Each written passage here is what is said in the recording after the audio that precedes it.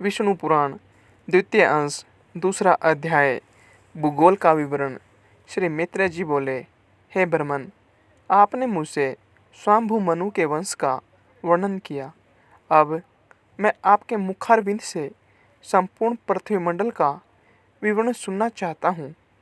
हे मुने, जितने भी सागर, द्वीप, वर्ष, पर्वत, वन, नदियाँ और देवता आदि की पुरियाँ हैं, उन सब का जितना जितना परिमाण है, जो आधार है, जो उपादान कारण है और जैसा आकार है, वह सब आप यथावत वर्णन कीजिए।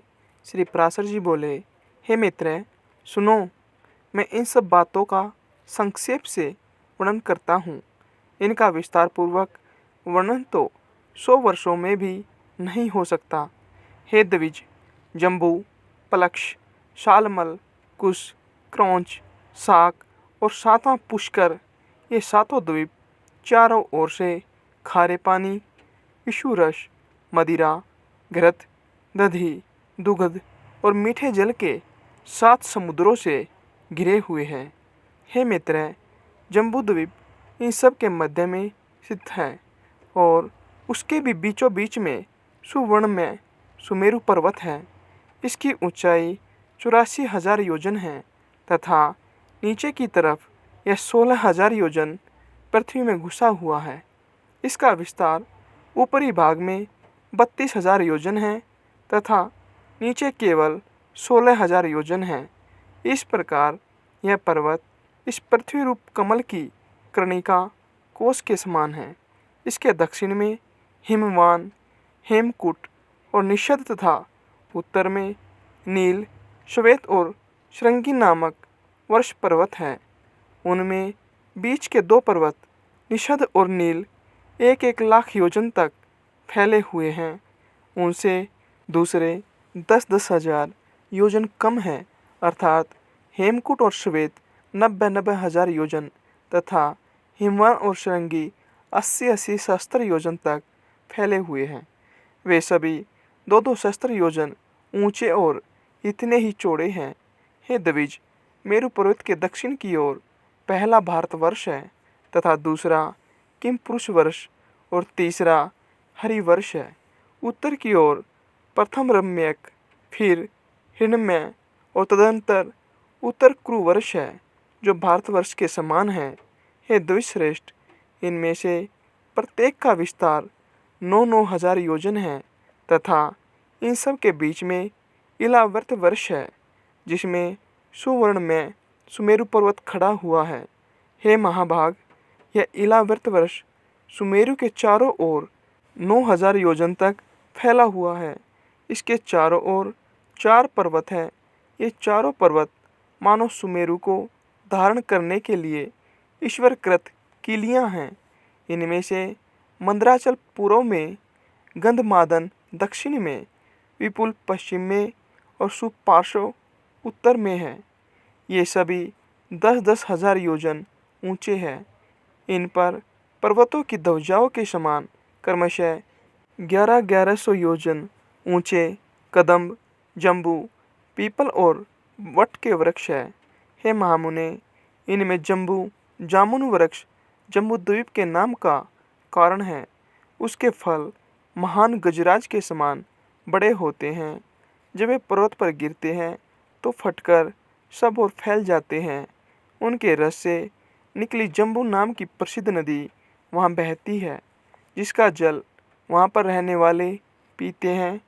उसका पान करने से वहाँ के शुद्ध चित्त लोगों को पसीना, दुर्गंध, बुढ़ापा अथवा इंद्रियक्षय नहीं होता। उसके किनारे की मृत्तिका उस रस से मिलकर मंद मंद वायु से सूखने पर जाम्बू नद नामक सुवर्ण हो जाती है, जो सिद्ध पुरुषों का भूषण है। मेरु के पूर्व में भद्राश्व वर्ष और पश्चिम में केतुमाल वर्ष है तथा हे मुनिश्रेष्ठ, इन दोनों के बीच में इलावर्त वर्ष है।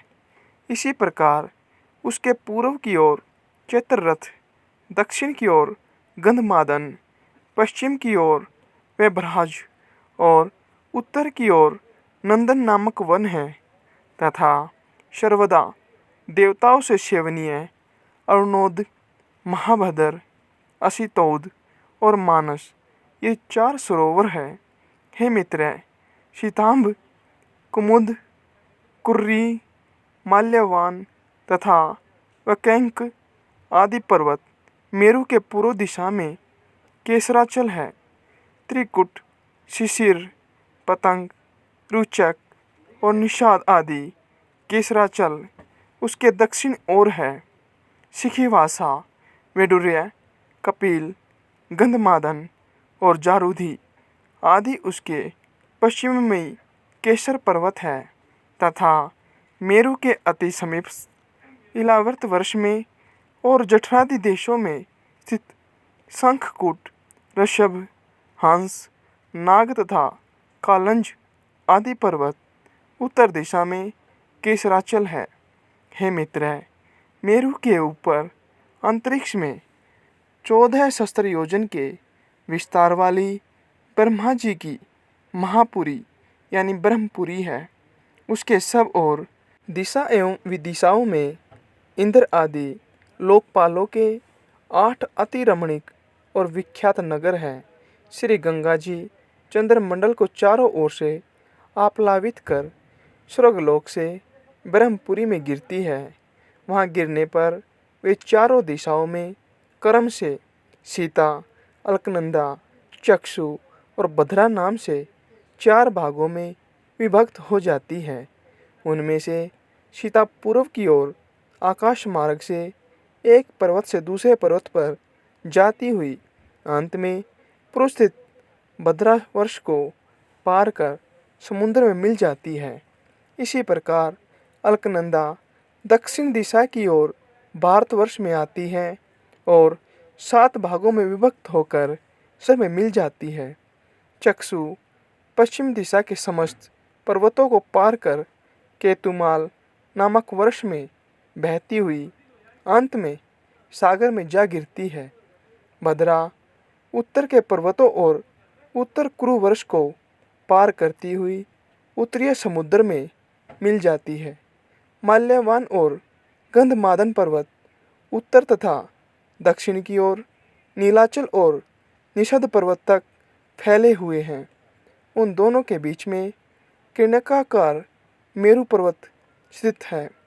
हे मित्र, मर्यादा पर्वतों के बहिर्भाग में स्थित भारत, केतुमाल, भद्राशव और कुरुवर्ष इस लोक पद्म के पत्तों के समान हैं।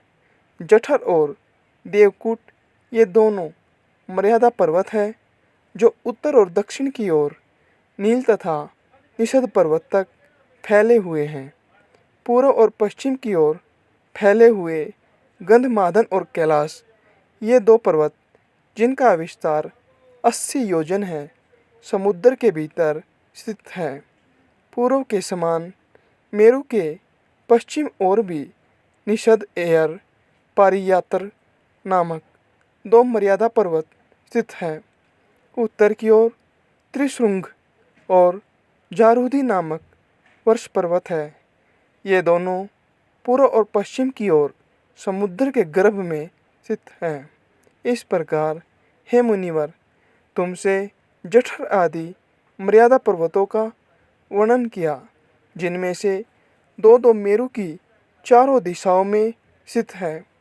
हे मुने, मेरु के चारों ओर स्थित जिन शीतांत आदि केसर पर्वतों के विषय में तुमसे कहा था, के बीच में सिद्ध चरण आदि से सेवित अति सुंदर कंदराएं हैं। हे मुनिषतम, उनमें सुरमय नगर तथा उपवन है और लक्ष्मी, विष्णु, अग्नि एवं सूर्य आदि देवताओं के अत्यंत सुंदर मंदिर है जो सदा किन्नर श्रेष्ठों से सेवित रहते हैं। उन सुंदर पर्वत द्रोणियों में गंधर्व, यक्ष, राक्षस, दैत्य और दानव आदि अहर्निश क्रीड़ा करते हैं। हे मुने, ये संपूर्ण स्थान भौम पृथ्वी के स्वर्ग कहलाते हैं। ये धार्मिक पुरुषों के निवास स्थान हैं। पाप कर्मा पुरुष इनमें 100 जन्म में भी नहीं जा सकते।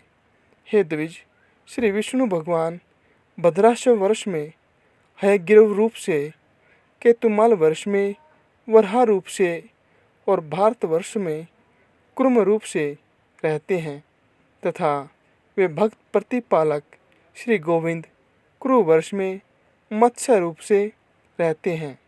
इस प्रकार वे स्वर्ग में स्वर्गामी हरि विश्व रूप से सर्वत्र ही रहते हैं। हे मित्र, वे सब के आधारभूत और सर्वात्मक हैं।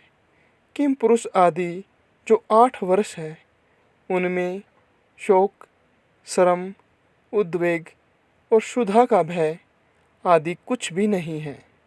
वहाँ की प्रजा स्वस्थ, आतंकहीन और समस्त दुखों से रहित है तथा वहाँ के लोग 10-12 हजार वर्ष की शिथिल आयु वाले होते हैं।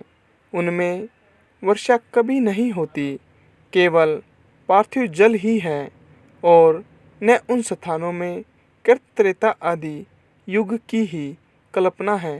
हे द्विजो उत्तम, इन सभी वर्षों में 7-7 कुल पर्वत हैं और उनसे निकली हुई सैकड़ों नदियां हैं। यहाँ विष्णु पुराण के द्वितीय अंश के दूसरा अध्याय समाप्त होता है।